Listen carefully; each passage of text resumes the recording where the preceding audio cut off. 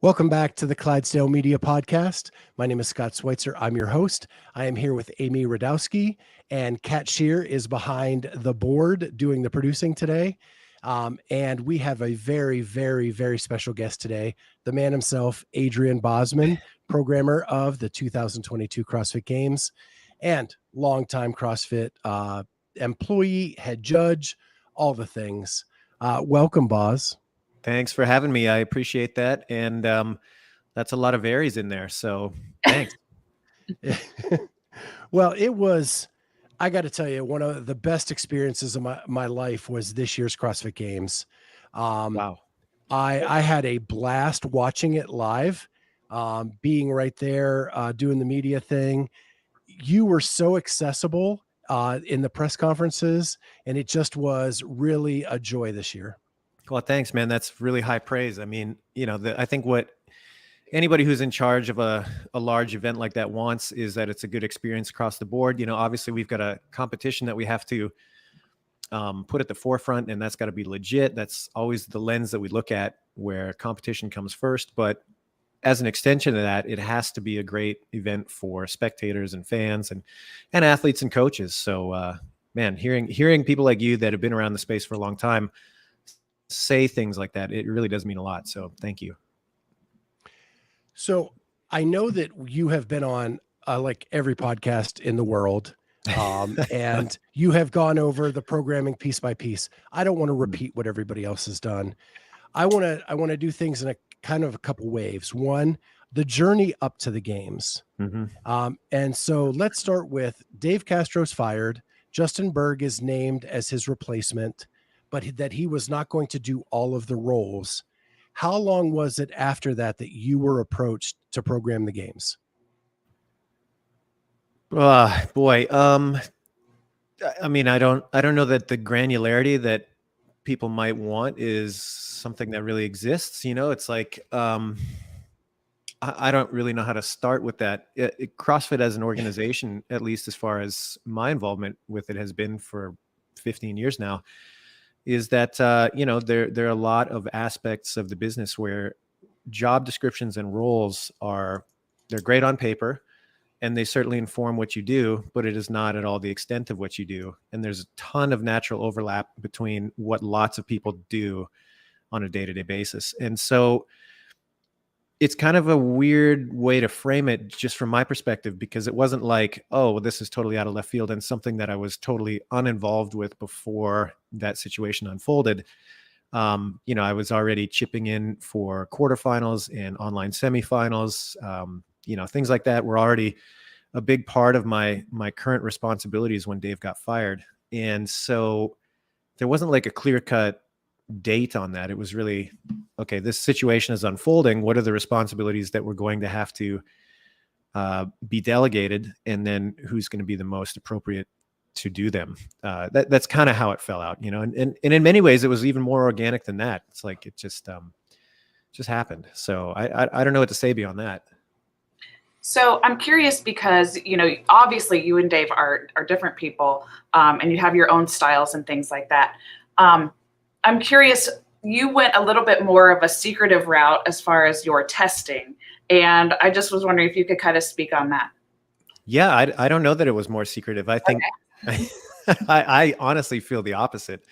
I think that many times Dave was a lot more kind of tight-lipped with certain aspects of the season. I know that there had been, in recent years, more kind of showing of some of that and some kind of teaser videos that would come out of that process. But I don't think we were particularly more secretive this year. And like, frankly, on the kind of back end of it, we had more people that were shared on the process earlier as far as our production crew and our logistics team and things like that. So, yeah. Well, I will tell you this. You came to my hometown to test events.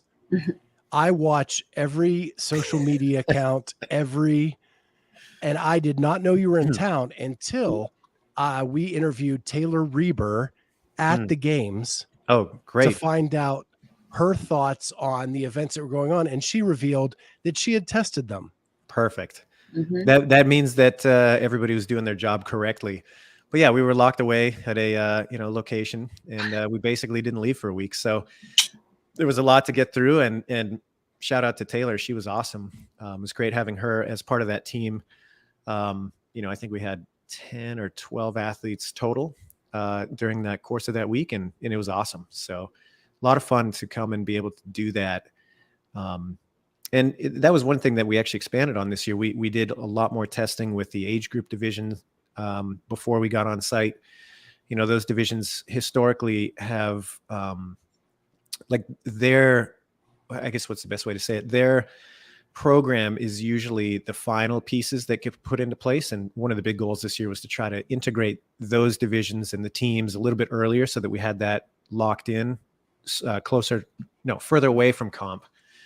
And part of that process was trying to test all of those divisions at that same time, which we did. So it was really cool. I think you've taken us into a unique area, which I don't have in my notes, but I want to talk about. How much are you involved in the programming for the age groups? Oh, 100%. So this year I did everything. I did the individuals, teams, and age groups. The adaptive. So the adaptive division, they were amended based on the base program that the age groupers did, and largely that was Alex Zirkenbach working through that, but obviously working closely with me. But yeah, I took the first crack at all the divisions. So yeah, this year at the games, those were all my workouts, and then obviously amended and changed based on input from the team and things like that. But yeah, that was me. Was that typical in the past? It depends on the year. There's been years where it has. In kind of the more modern games history, there's been people that kind of adopt different divisions. And so again, there's been years where Dave had taken a pass and kind of handed off his initial thoughts to somebody that would finish them up. And there's been years where the age group divisions in particular had been the product of somebody completely different, like Pat Sherwood did them one year. Eric O'Connor's done them for some years. So there's been different people involved in that process. So go ahead, Scott. No, you. I was going to say, so part of the CrossFit methodology, right, is to prepare for the unknown and be ready. So here we are at the CrossFit Games, and something that you can't control, which is the weather, right? And so you had to make some of those last minute adjustments. I will say from our point of view, it didn't seem that flustered you at all. I'm sure internally it certainly did. But how did you have a team that helped kind of keep you calm in making those decisions, or were you just kind of following your gut and with that? Well, I mean, I think the most honest answer is that we have a great team, and there's a lot of faith in that team, and that goes a long way as far as keeping you calm. So if you have trust that people are going to step up and give you inputs that help you make the best decisions, and they're going to look at things calmly and rationally, I mean, it just follows that you try to do the same. So that's a huge aspect to it. And we prepared as much as we could for those situations. We had two separate weather delays, as everybody knows. The first one with the lightning, honestly was a bit of a blessing in disguise, because despite the fact that it created kind of a weird disjoint in that particular day, we did get to do the test that we wanted in the way that we wanted, albeit delayed one day. It was really disappointing to me that we couldn't get to do the alpaca in its full version. And that was one of those things where, I had to take a little bit of a slice of humility from the team. I was adamant that we should push forward, but I was also admitting to the team that, that's my bias. It's my baby, so to speak. I think we should do it. And after hearing inputs from various other members of the team, weighing that against, can we do a consistent and safe competition against the most competitive field in the world? Then that answer changes a little bit. And, I think that day in particular, people get so hung up on the safety element. And they're like, well, these guys are pros. They can climb in the rain. You're like, yeah, that's probably true. The safety consideration was just one element in that. And on par with that, and depending on who you ask, might even be more significant, was the consistency element. Those ropes were not saturated completely evenly across the board. And so you had a couple of instances in some lanes where right below the tag line where the athletes would be holding on with one arm, reaching for the finish of the rep, that was completely soaked on one rope, but it wasn't on the other. And so that's a very big difference when you're talking about something like a legless rope climb. And that was something that I don't think got communicated as well. Everybody just locked onto this, safety thing. It's like, yeah, that's an aspect, but consistency of the field was also another big one. And that weighed pretty heavily. Sure. So did you have people from your demo team try that out in the morning to see what the results were? Yeah, straight up. I did too. I was out there climbing ropes. I think Scuds actually got a candid of me climbing ropes in the rain and put it out there. I didn't know she was filming at the time, but yeah, we absolutely, we did. We threw all those guys at it, gathered their input. And that's another thing that we do with the demo team pretty regularly. When conditions change, we bring them out there. We did that with the shuttle to overhead too. When it was looking like we might be able to do it in the rain versus delay it a day, we brought the athletes out on the field, said, okay, I want you guys to test this turf, see what it feels like to come into it, see what it feels like to do a couple of jerks. Obviously not at full load, not at full intensity, but what you as an athlete coming into that, what would you honestly think about doing this? Gather that input, weigh that against input from other members of the team. And, that's what you have to do to make these decisions. You try to get the broadest view you can, get the most information from the people that are kind of focused on their particular domains, and then weigh that against each other and move forward. So you infamously are known for the years of row versus Boz, doing all the open workouts live in front of a camera. Because of that, how much did you test these workouts yourself? Oh, I mean, I like to dabble. So we'll start there. I'm a professional dabbler when it comes to my own physicality. Always have been. I'm certainly not the fittest guy around, but I do okay. And so, as far as did I play around with a lot of these workouts? Yes. Does it really help to flesh out a concept and get it to a point where you can actually put reps to it and time frames and things like that to go and do it? Yes. Am I using my own personal experience and I guess finish time or reps or whatever as data points that should be appropriate to the field? Absolutely not. So you just have to be really clear about what your aim is. But I'll give you a great example. The bike to work test. That concept was one of the first ones that I'd come up with. Is like, okay, we're definitely going to do a long workout. It's definitely going to have a long bike, and it's definitely going to have a biking element and something else. The workout from 2020, the sprint repeater, bike repeater. I thought that was such a cool event. And what made it so cool is that you got to do a biking element and then something else along with it. But only 5 athletes got exposed to that due to the COVID year. And I thought, man, if we could do something like that on a more grand scale and expose the field to it, that'd be awesome. So anyway, I started playing around with biking workouts. They're one of my favorite things to do anyway. And so I started playing around with biking workouts way early in the season. And I had a bunch of different variations of that. One of the most fun ones that I did was 3 rounds for time, 10 muscle ups, 20 kettlebell deadlifts with 70s, I think, and then a 3-mile bike ride, 3 rounds of that. And it was a blast. Did that one around my neighborhood. But am I looking at my times to inform times of the field? Absolutely not. But to solidify concepts, yeah, it helps to get out there and get your hands dirty. Yeah. So I had a question about, we always get to see new elements in the programming, and we definitely got to see a lot of really cool new elements with this.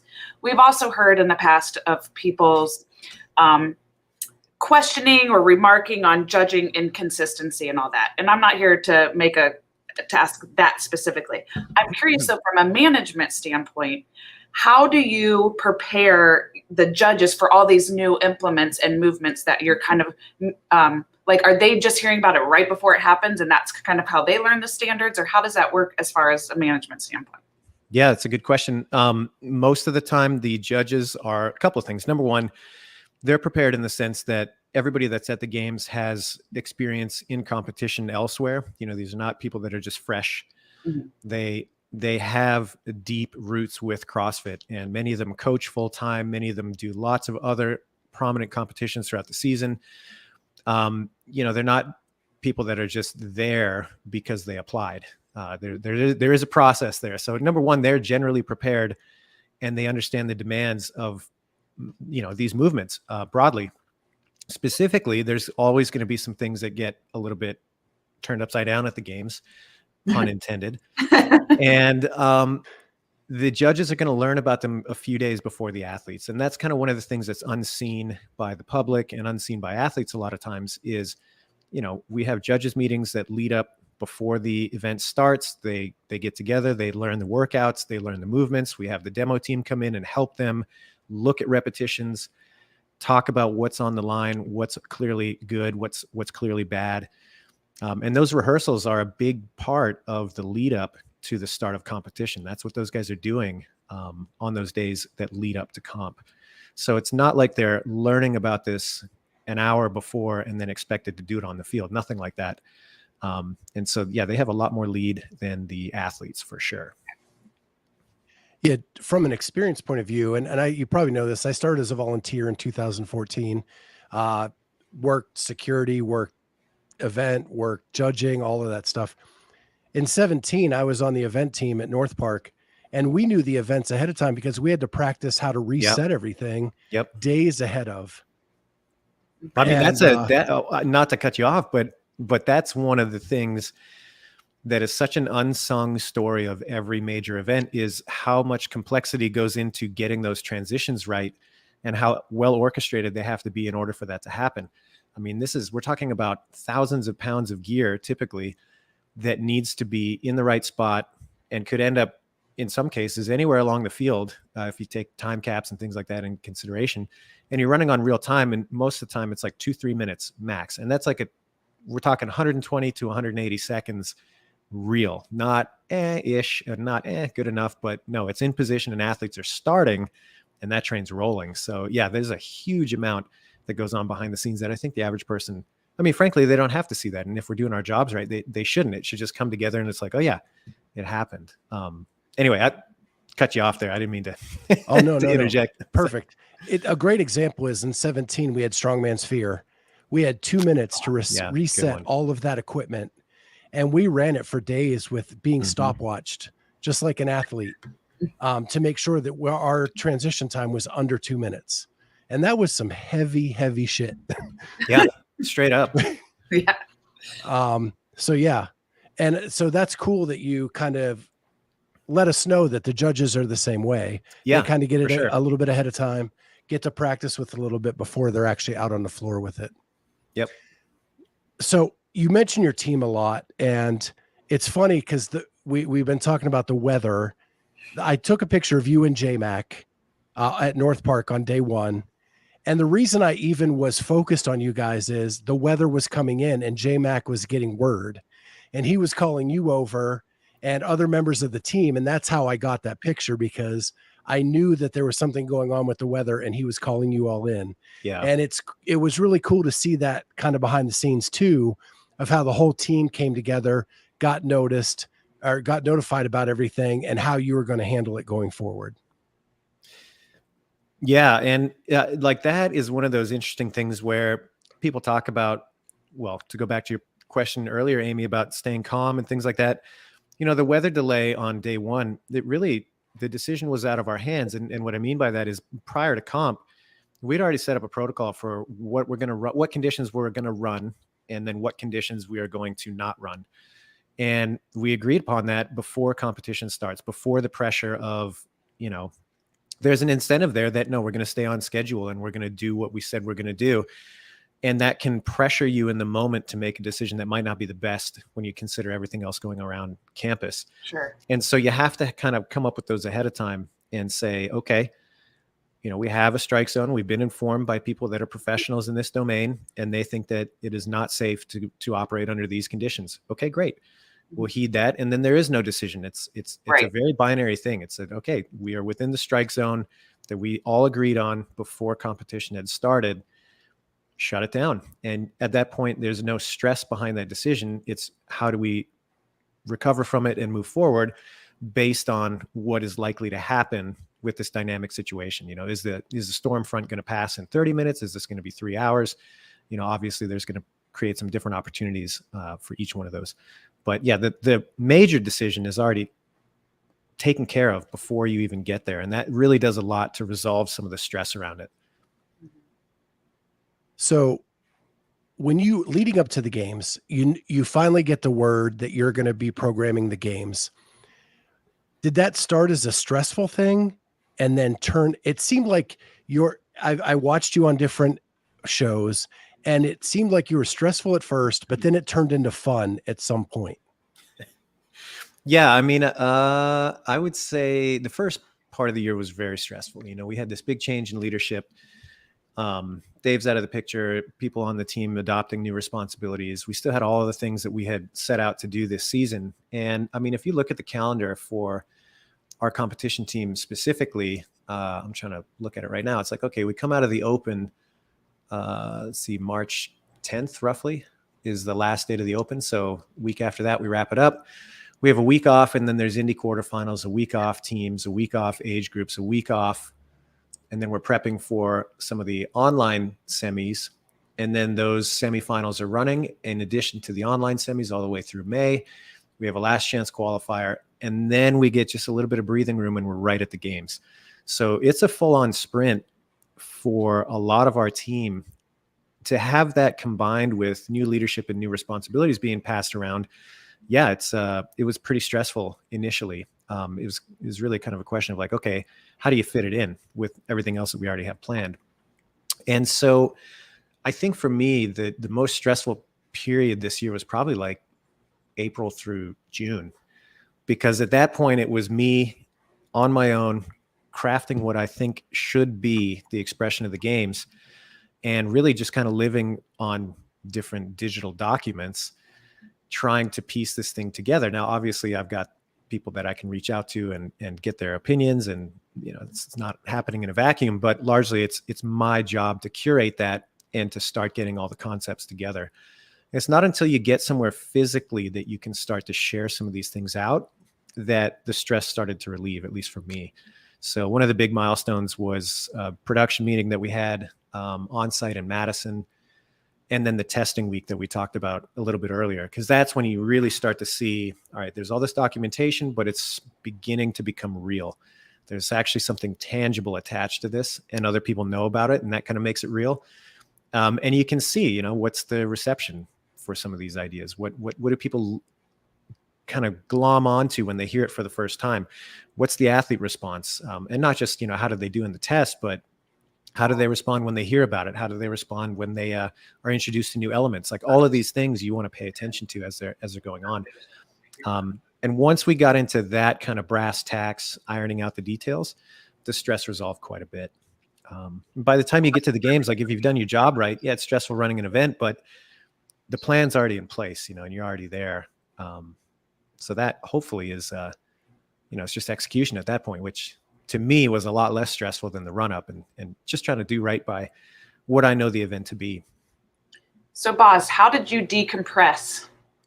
Oh man, I just got off a few weeks of doing absolutely nothing, which has been great. So I after the games, I took a couple weeks and that was it. I mean, I didn't answer emails. I didn't do much. I jumped on a few podcasts here and there, but didn't do a lot. We hung out here at the house, my wife and I. We thought maybe we'd go on vacation or do something like that, but no, we just had a little staycation without a lot of externalities, which was awesome. Nice. Yeah. So how did it go with your wife and all the stress of what was coming up? And you, within the last year, moved across the country. Yeah. Yeah. The move was stressful. I mean, that's always a big move when you decide to end up somewhere different. So yeah, it's funny. At the beginning of the year, we were thinking, well, 2021 we moved, and so there's always kind of the chaos and getting settled around that. We actually moved twice. We moved once just to get to the new city, and then we moved again into a more permanent house once we arrived. So we've been in this house less than, well, it'd be a year now. Anyway, so moving into 2022, it was like, okay, this will be great. It'll be a year that we can kind of catch our breath. It'll be just business as usual. And, one that's just kind of straight down the pipe. And well, that obviously wasn't the case. So kind of thrown back into another cowboy year a little bit. So it's been a ride for sure. I don't know what the question was. I kind of lost it there. Sorry. Like how did your wife deal with the stress? Because your spouse deals with it just as much Sure. as you do. Yeah, I mean, I got to say all the cliche things. My wife is awesome. She's super supportive. And to be perfectly frank, this is nothing new to her. Like, we've been married for a long time. We got married before I ever got involved with CrossFit. And, she's aware that it's dynamic sometimes. And I mean, there's been some amazing years with CrossFit. Been some really rocky years with CrossFit. So it's not like this has been a out of left field experience. So it's one of those things where you're like, at the time, you're like, man, maybe this isn't the greatest thing. But then later on, when you experience something similar, it's like, well, I'm glad that we actually had a practice run at something like that. So if that makes sense. Yeah. Kat and I were actually talking before we got on air that your wife is one of the kindest and coolest Thanks. people we've ever met. Yeah, she's great. Yep. True story. So you live in Nashville, you work out at East Nashville. From time to time, They yes. have a few athletes at East Nashville. Yeah. How hard was it to keep all of this a secret? Honestly, not hard at all. Out? Because I don't work out there that often when it's like crunch time. I mean, if you talk to anybody from CrossFit East Nashville, they'll be like, Adrian, who? Because I literally have not been there probably since like May. And so I dropped in a couple times immediately following the games, but it's been mostly garage sessions for that reason. I've got kind of two things in the back of my mind as we get more and more into the most competitive portions of the season. Number one, you just obviously you don't want to make a mistake. You don't want to say something to someone that now they have more information, whether it's innocent or whatever. And then on the other end of that is there's so much speculation around athletes, and there's so many people that want to take a speculation and then spin it up into something that gets talked about enough that now it's de facto truth. And I would hate for that to be the case with a group of athletes that is working as hard as they are, that just because I happen to be there, the perception is strong enough that they have a leg up, that now in the public eye they do. And that's a real shame, because those guys work hard enough that it shouldn't be in question. So I purposely keep a pretty healthy distance.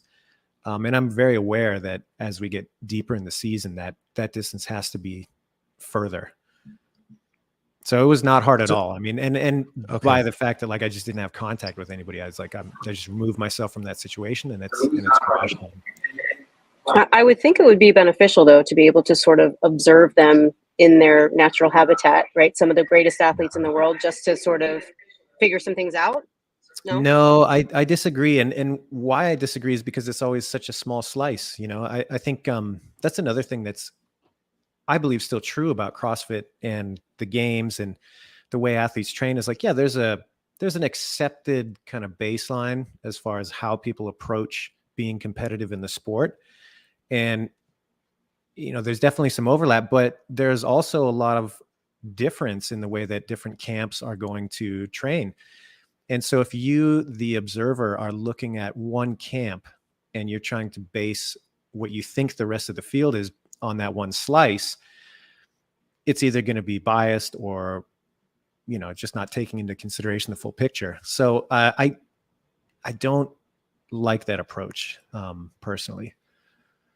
And for the same reason that I think, unless you're committing to looking at all athletes that could be competitive equally, I don't think it's a good idea to kind of keep tabs on people's social media and see what they're doing. What is more useful is taking a look at the competition results and saying, okay, like, where is the field generally? What's a standout performance look like in a weightlifting event? What's a standout performance look like in an endurance event, et cetera, so that you have a good sense of what needs to happen to challenge the field.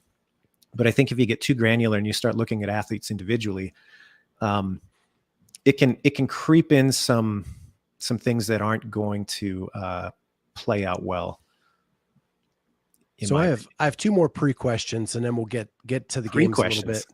Oh, awesome. Okay. Pre-games questions. I got you. Yeah. Where is the best place for you to think and curate ideas for events? Ooh, that's a good question. I mean, my garage, like you guys can see it behind me here. This is my workspace. I converted this into my office and kind of primary creative space earlier in the year. And that's great. I can kind of have free reign of it. There's a giant whiteboard over here, and you can move stuff around and lay it out. And that putting things out in physical space helps a ton. So a lot of ideas come out from that. But honestly, I get most of the conceptual ideas when I'm out doing other things and not necessarily thinking directly about the games. I'll give you a great example. I was out this morning walking my dogs with my wife. There's a little coffee shop around the corner. We go there pretty regularly. And on the way home, we were talking about something totally unrelated, and it popped an idea into my head. And, I riffed on that a little bit with her. She's a fan of the sport as well. And before you know it, I've got something that I've written in my notebook at home. And I'm like, maybe that's something we can come back and explore. But it wasn't my intent to talk about the games or even think about the games on that walk. It was just, part of the normal routine.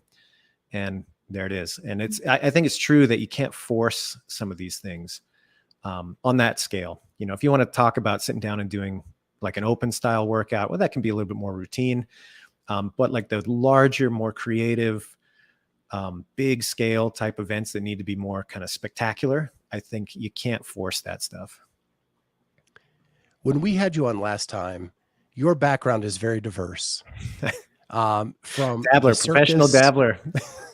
Right. From the circus to, I think some martial arts, I think some different things like that. How fun was it for you to kind of reminisce about your history in fitness and coming up with all these ideas? And the follow-up to that is, what percentage of the stuff that you came up with got put in the basket for later? Oh, percentage wise, I don't know, but I think it is funny. I've had a couple of people speculate, both to me personally and then, kind of in the greater CrossFit world, where they're like, man, there was a lot of stuff this year that was a little different. How's he going to have ideas for next year? And I just have to laugh at that, because I'm like, there are so many things that are still left unturned, and so many things that I've always wanted to do and still haven't had the opportunity to do. So no shortage of stuff to play around with. Not concerned about that at all. As far as how much fun was it to kind of go back and explore some of these things? Oh, it was a blast. I mean, there's been some of these elements that I've wanted to do forever. And, some of these things that just haven't made their way in yet because it wasn't time, because the field might not have been there yet. Or it just didn't fit with what we had going on. It wasn't like, oh, I was so disappointed we could never do these things in the past, but it's just like, yeah, this would be an awesome opportunity at some point. And hey, since I'm in the driver's seat, what better time than now? So that was a blast. It was a lot of fun to go back and, just kind of think through some things that could have been at other years and see if we could slide them in this year. So I know the way that the sport evolves, a lot of times you'll see things in the games, and then eventually as the years go by, they end up in the open, right? Yep. I need to know if I'm going to have to learn the double, single, switch over, jump rope thing, because I will start now if I have to. Oh, come on now. I can't give away. It's like giving away a Christmas. You know what I mean? Like, you can't open your presents early. But yeah, I think that's absolutely true. You see, that's okay. A little nervous is okay. It's motivation, right? Motivation for training. But it is absolutely true though. You start to see the door opened with that kind of most prominent forward-facing group of athletes at the games. And then over time, the things that were really, really unique to them become just commonplace. I mean, that was true from the beginning. That was the old chest to bar in 2008 is a great example of that. Came out, oh man, we're going to do Fran with chest to bar pull-ups. Mind blowing. People were just totally unprepared for that, and they fell apart. It was really hard for a lot of athletes. Some not so much. They were more prepared. But fast forward a couple of years, and you tell the average person, hey, we're going to do a workout with chest to bar pull-ups, they think nothing of it. So I think that's true for most things at the games. So now we get to the games, and I have been singing your praises for the programming all along, and it's not to kiss your ass, but I will explain kind of why I thought that. My theme coming out of the games was Boz is telling you to get outside the gym. And when I started CrossFit in 2011, we were in a 1,000 square foot tiny little box. And whenever we had the opportunity to roll stuff out into the parking lot, we did. Yeah. And we did farmer carries down the street. We did, carried our barbells with us. And that's what this year's games reminded me of.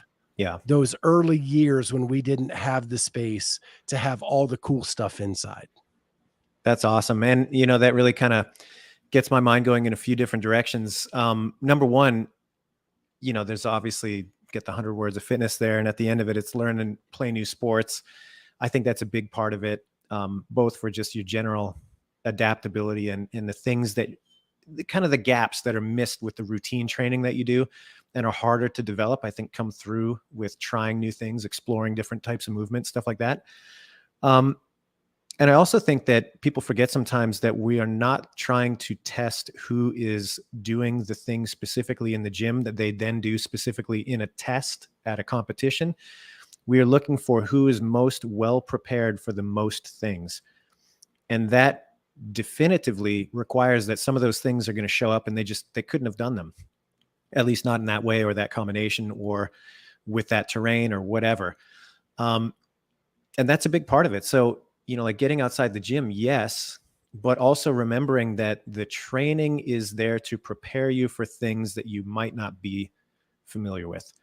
And that is absolutely an appropriate part of the test. And it will be, in my opinion, part of the CrossFit Games forever, unless we're not doing our job right. And I think that's been true every single year. There's been elements that athletes come into it and they say, wow, haven't done it this way or haven't done it at all. Let's see if my training has prepared me as well as I thought it did. And I think there were many examples this year. Sandbag event was one of the ones that comes to mind immediately, where you had a lot of athletes that, frankly, they didn't think that they could have done as well as they did. If you would have polled them before the event and said, hey, you're going to make it to the 340 bag or whatever, they would have told you you're out of your mind.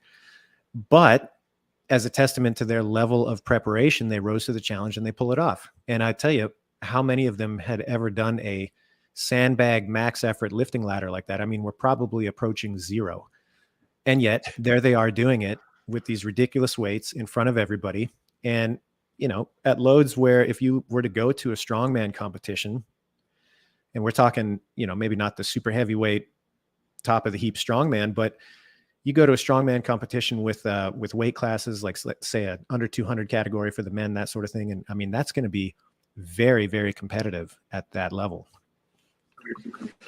Adrian, can you talk a little bit about the behind the scenes of how that test came about in terms of you planning it and executing? Yeah, for sure. We knew that, or I knew that I wanted to do a lifting event on Saturday. That format it's a hit. You have to test strength. Why not do it at a really pivotal moment in the competition? We're going to have lots of people there on Saturday night. It's like that format is a win. The format of last person standing we've played with for the last couple of years, and that's also a win. I mean, it always goes off really, really well. And from the testing standpoint, that kind of pressure on the athlete, that kind of max effort strength is absolutely a big part of it. So conceptually is like, yeah, that's going to be there as a placeholder for the 2022 year. And that was there early. What wasn't there was what's the movement? What are the exact kind of details around this format? How are we going to get 40 people through it? We've never done it with that many people in like a last one standing type of event. And the movement was kind of the last thing to come to that. And what I was waiting for was firming up the rest of the tests across the week to inform what was kind of not left over, but what was most appropriate to test at that time in that environment. And so there were a lot of things that kind of fell off the table. And when I started looking at it, it was like, well, the obvious play was going to be a clean and jerk. We've done the snatch in that format before. We've done a clean in that format before, like a clean and jerk naturally seems to follow. So I didn't want to be that predictable. And then looking at the amount of overhead work across the entire competition, that was another significant factor. Like, okay, there's already lots of overhead. Adding one more of those elements, and there's probably not appropriate. And so I just started thinking, like, what are other options that could be a little bit more, not necessarily unique, but just a little bit outside of what would be expected inside a group of expected criteria. So we had a lot that was expected there, but the movement obviously was not. And then I just started thinking, what could we do? And that sandbag to shoulder, I've seen that, and or an Atlas stone lift or an Atlas load. I like how binary it is, as far as like you either got it there or you didn't, for the most part. And some judging calls that people kind of dispute, that's fine. But at the end of the day, it's really clear. It's like you got it to the shoulder or it didn't. There's not a lot there to really get behind that lift. And I knew that it would be something that once people bought into the event, meaning they kind of stuck it out and saw what could happen, that it would be pretty spectacular. So I don't know. Could you have predicted the people that finished towards the top? Maybe not the number one person, but like Nick Matthew and Jacqueline Dahlstrom coming in second in that event was mind blowing. Because if it's a snatch or a clean and jerk, you know the top five.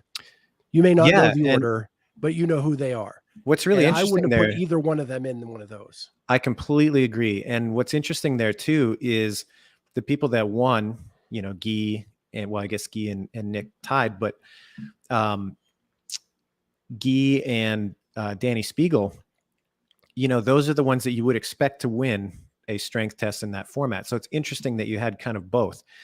You had the expected winners for a pure strength event. You're like, yep, makes sense. Danny Spiegel. Yep. You line those ladies up and you're like, yeah, she's going to be close to the top no matter how you're going to test strength. Like with the barbell, whatever, like she's in the mix, probably going to win it. Guy, same thing. I mean, that's been a staple of his competitive career so far. So no surprise that they ended up on top, but yeah, the wild cards that kind of snuck in there and could figure out a way to apply their strengths and figure out a technique as it was unfolding. I mean, that was so cool to see. And I think that kind of harkens back to what I was talking about before, where these athletes, even if they're not specifically exposed to something, their level of preparation shines through, or at least it should. And when it does, that's exactly what's supposed to happen. Yeah, and I think you've talked before too about the tests aren't sort of the star of the show, that it's really the athletes that are highlighted, and for sure these athletes that were sort of unexpected got highlighted. Yeah, definitely. I mean, that event was just I mean, what a roller coaster, you know what I mean? And what I think was really cool too, and where, in my opinion, the biggest roll of the dice was but just having the confidence that it would be a spectator friendly kind of spectacle of an event. Yeah, like it's as legit as it comes, right? You know, I mean, that's the sort of thing that's as ancient as human beings. Pick that thing up, get it to your shoulder, get it overhead. That's primal. You know, nobody's going to misunderstand what is going on there. But the maturity that it takes from an audience standpoint of seeing something through that, I mean, on the men's case, what was that, like a 90-minute event almost? And it's a slow burn at the beginning. It's not that exciting until you get through. And it's not that exciting unless you've had that buildup that gets you to that end state. And so there is a certain kind of maturity, I think, that has to be there for the audience. And that's a bit of a risk to put as your primary event on what's arguably the most visible day and time of competition. So yeah, I had to go for it a little bit. I feel like it's going to make any barbell 1 rep max now just really boring. Oh, I totally disagree. No way. It's going to be great. They'll still have the same energy behind them. I think, you know, and that's true too. You know what I mean? Like you can't, there's always so many great events at the games, and you go back, and if you rewatch, you know, pick your favorite year, you go back and you're reminded, you're like, oh man, that was so awesome. And you watch it again and it's just as awesome. And I think sometimes the recency bias that we have, where we're like, oh, we just saw this like crazy sandbag event, what's ever going to top that? You're like, well, their performances next year, you know? So I think it'll still be there. No question. So I think what makes it legendary is the David versus Goliath at the end. For sure. And you can't predict that, right? It just has to naturally happen. That's like Josh Bridges going against Rich Froning in push and pull, 2013, 14? Yeah. Oh man, that's a good one too. Right. But you can't plan for that. It just has to organically happen. Yeah. And you got lucky with that in the sandbag clean, because you had it in both women and men. Yeah, for sure. And you know, one of the things I think about that sandbag event too, we call it luck, call it whatever. The fact that we had some athletes of a different stature and body type than you probably would have expected to be at the top of the field. Very, very cool to see. Hats off to them for being able to overcome that.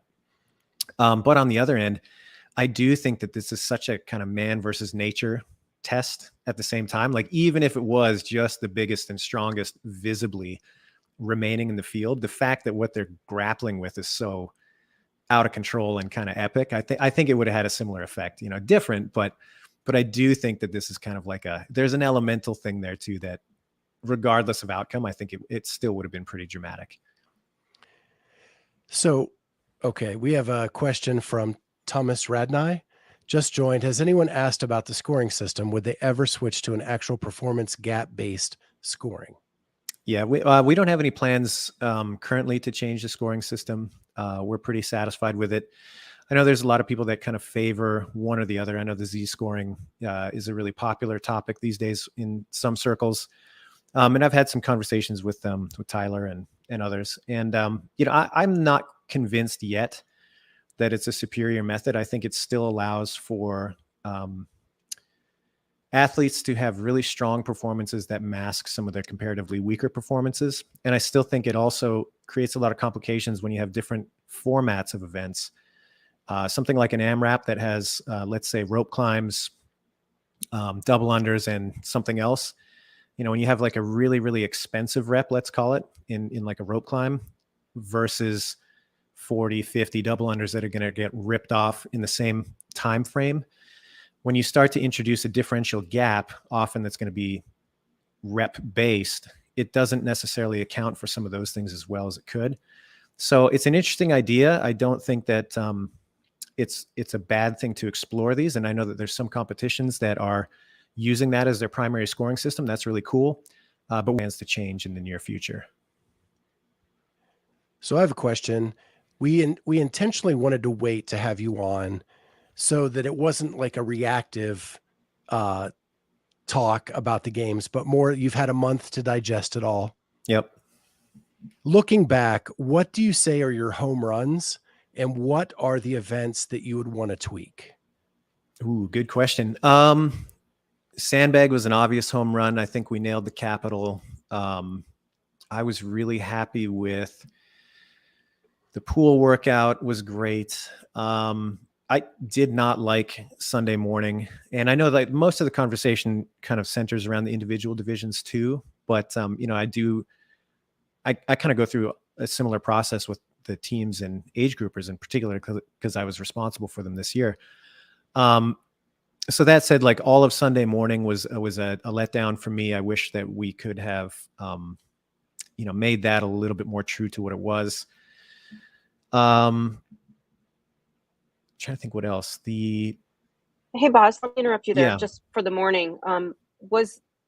If you broadcast on Sunday, right? Yes. That was the day of the broadcast. If there wasn't a broadcast, do you think you would have been able to do something to sort of make up for that legless rope climb? Yeah, the broadcast was definitely a compounding factor and one that was pretty hard to work around. I mean, that there's so many people involved in that, and there's so many things that are external to us to make that a success that you really don't have much wiggle room once you've committed to what you're about to do. And so it was not possible within that window for us to change those workouts, to change those equipment loadouts, to change those transitions. That wasn't possible because we had to integrate with an external television show. So we knew that was kind of not a write-off, but that ship was going to sail the way it was meant to sail. That's just, there's non-negotiable there. It's too late. And so, yeah, that did impact a lot of what we could do out on the field and at the end of the day. And I mean, there was lots of ideas that we kind of explored to try to preserve the nature of that. But at the end of the day, we had to make a decision, and we had to do it knowing that we didn't have a lot of wiggle room later. So yeah, big compounding factor, no question. Did you ever consider flipping the last two events? Yes. You mean like ending with the yoke one? Yeah. Yeah, we had talked about that a little bit. It was one of those things where it kind of was 6 of one, half a dozen the other. You know, that event's so fast. It's kind of harder, again, from a TV standpoint. You know, you don't have as much time that you can kind of buy between heats and that sort of thing, or while a heat's going on, you can't kind of go back and look at where the competition is. So there's that aspect. And I don't know, I go back and forth. Like, it's always kind of one of those hindsight things too, where you see like a really dramatic race between, for example, Roman Krenikov and Justin Medeiros on that last yoke carry. And I mean, man, that was about as loud as I've ever heard that Coliseum get. Super dramatic, really fun to watch, exciting, all of that stuff. And you see that unfold and you're like, well, that could have been a great final. You're like, yeah, cool. But it also could have been anticlimactic and a dud if everybody's failing and one guy's a clear breakout. And, you know, that could have played out 6 other different ways where you'd look at it in hindsight and say, yeah, it wasn't as exciting. It landed right where it should have. The hard part as a spectator, and this is the only criticism I have of the games, is those final bars. I don't believe you. I'm sure there's something else. Honestly, it just got, because you needed the high bar for taller athletes. Yeah. It was hard to tell who was in the lead. Yeah, fair enough. And I think that, honestly, that to me was something that I feel we really could have communicated a lot better to the public and the fans, because that seemed to be a point of confusion, to some of the broadcast team even, which is unfortunate, because at the outset it was like, yeah, that was agreed upon. Everybody knew it. So the way it came off, I think was a little more confusing than it needed to be, unfortunately. So other than Sunday morning, would you have tweaked any other workouts? We talked about going a little heavier on the hat trick for the dumbbells. Looking at the way the field performed, I think we could have, and it would have been nice to. I'm not super disappointed that we didn't. I think it was appropriate in the sense that we got a lot of people finishing, which needed to happen for that to be resolved in the way that it should have. If you had a bunch of people in the field failing on their different rounds and getting time capped, it would have complicated and slowed down the final tabulation process. So when you consider it that way, I think I'm happy where we landed, but do I think that we could have gone heavier? Absolutely. And that was the original plan. So that would have been kind of fun to see. The skill speed ladder, it's funny, like, catch me on different days and I'm like, yeah, it was totally appropriate. And then other days I'm like, yeah, I wish maybe we could have exposed the field to more of those skills. So I go back and forth on that one. I think as a concept, I really like it. But I am interested in kind of exploring that in a different application. And then my final question is, for this aspect, is elevated Elizabeth. Yeah. I considered that a home run. Oh, I love that one. In the Coliseum, that was so much fun to watch. Yeah, I agree. I'm biased though. Yeah. I thought it was a great event for sure. So I have 2 more. Wait. Was there a question associated with that one? You didn't mention that as a home run. Oh, I'm mentioning it as a home run. Yeah, fair enough. I love that event. It was great. And that was one of the first times, well, that and the skill speed ladder, I guess, which happened on the same day, that I think it kind of started to get the story solidified about what the games ended up being, in my opinion. And this year's games was really about, hey, there's always somebody that can be in the mix that has a particular skill set that's a bit of an outlier that can disrupt the front runners. And I think you saw that over and over and over again, right? Like that Elizabeth elevated workout, we had some disruption in the points table there. The skill speed ladder, same deal. And so what it meant for those that ultimately ended up on the podium was that you had to keep pushing, even if you had an event that didn't line up very well for you. You had to fight for every point that you got, and you had to be well-rounded. It's not about, I'm just going to come out and win multiple events back to back to back. It's like, no. Other people are going to have events that line up for them, and it's a home run. They're not going to have those same events line up anywhere else, and they might not be a factor in the overall podium race, but you have to contend with that with different people in different events and still come out on top. And I think that's really cool. Well, and it was noticed when Ariel is smiling doing that. Yeah. And Tia, the goat, is right beside her struggling with those last few rounds. Yep. And that was very evident. And then you got 10 different winners on both the men's and women's side, which was so cool. Yeah. because you got to see different people at least get some wins over the weekend. Yeah. And at the end of the day, just like every other games, consistency is the winner. Consistency is what carries the day. And so no changes there. Just at the micro level, you had people kind of sneaking in every once in a while and taking it to those people. And that was fun to watch. A couple other home runs that are coming to mind now that we're talking about it a little bit more. I was really happy with some of the team events that we were able to do this year. I thought that they came off really, really well. They got to use some equipment that they've never used in the past. They got to do some formats that are a little bit unique. And so it was cool to offer them and the age groupers a little bit more of a unique loadout for their event. Age groupers and adaptive, it's the first time they've got to use so much unique equipment that overlaps with the individual and team divisions.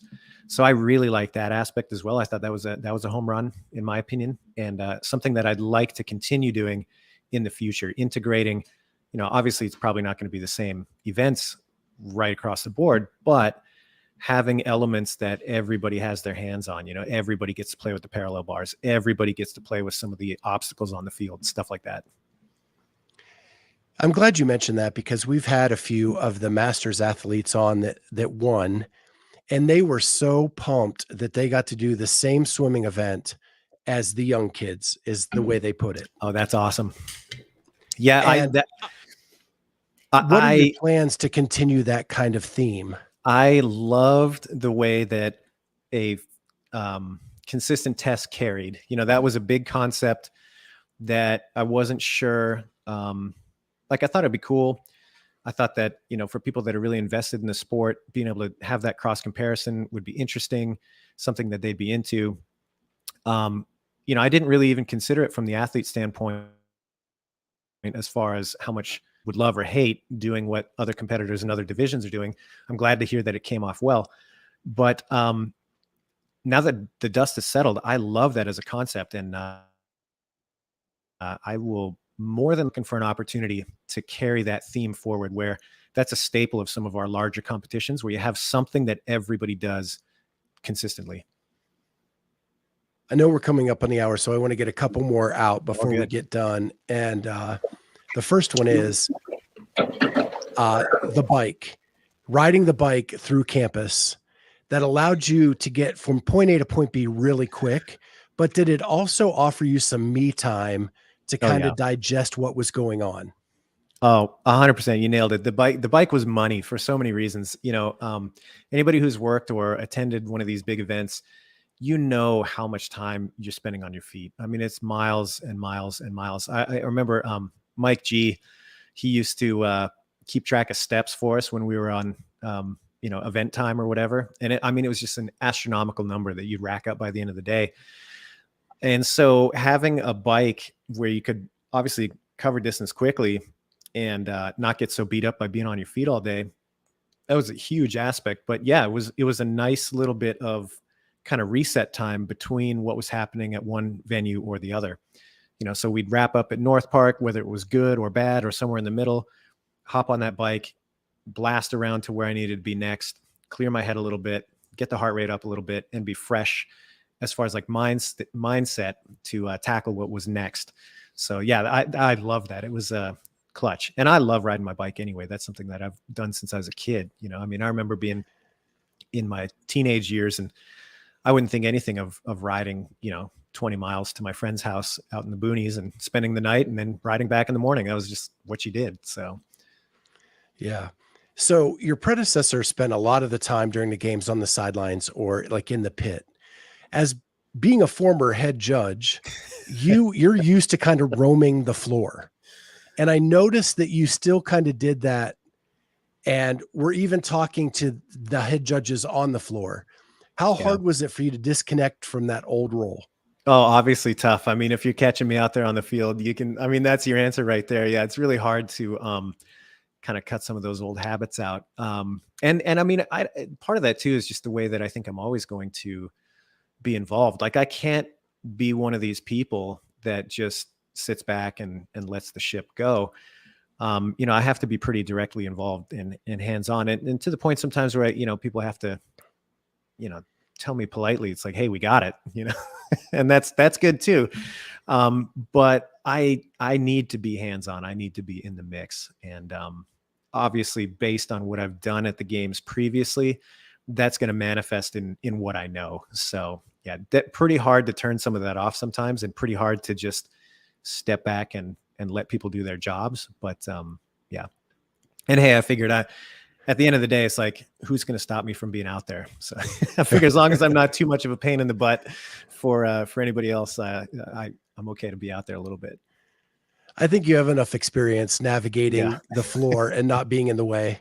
Right. So looking at the future, you've already said earlier in the show that you have ideas that you've put in the basket for future years already. Yep. You're still coming up with ideas this morning on a walk with the dogs. How much more comfortable do you feel having a full year for next year's games and that you have one under your belt? Oh, that's interesting. I guess I haven't really thought about it. It's nice to have a little bit more runway in the sense that I know what I'm going to be doing this season. We actually just got off of a couple of days of meetings to flesh out some of the season details and, talk about some early planning for some of our bigger events and stuff like that. So it's nice to have that runway. I think that's the biggest factor for me. Whether or not it's like a confidence boost or not, I don't know. I feel I'm very much like, hey, what have you done for me lately? You know what I mean? It's like, I quote one of my favorite bands, the Melvins. They've been around forever. They've released a ton of different albums, and their frontman Buzz, he talks about it all the time. He's like, yeah, what have you done for me lately? Like, you're only as good as your last release. And if you're not continuing to do that, what good are you to anybody? And so it's not that I've adopted that same approach, but I think that's just kind of naturally how I feel. It's like, what are you going to do? Like, not do the work, not step up, not be stoked about it, not get your hands dirty. I don't know how to do that. So for me, I guess I haven't really thought about it that much, other than it's nice to have some runway and a little bit of certainty as to like, okay, I know what the job is, and now we have a little bit more leeway to get it earlier. Time's nice. So it would be pretty ballsy of me to ask what next season is going to look like, but I would like to know, when do you anticipate the rule book being out for the 2023 season? Yeah, we are going to have some announcements coming up in October, and then we'll have some more announcements coming out in November. And I don't mean to be coy with that, but it always is a bummer when you attach certain dates to certain things, and then as you get further along in the production of them, they have to move a little bit, and then everybody's saying, well, I heard it was this time, but it's not. So I'm going to keep it a little bit more vague. But yeah, you guys can expect some big information coming out the pipe in October, and then in November, some other details. So then I'll make this super vague. By the end of the year, will we know where the site is for the 24 CrossFit Games? Yes, all being well, we should have that before everybody's in their holiday break. Awesome. Yep. So this is my last question. It is just a personal question. What was harder to move? Your gym equipment? No, I'm joking. Your gym equipment or your records? Oh man, gym equipment by and large. They're both annoying though. That's it's funny. You have I don't collect a lot of stuff. Like, I don't have a lot of stuff, but I have a lot of games plates from past years, and I have a lot of records.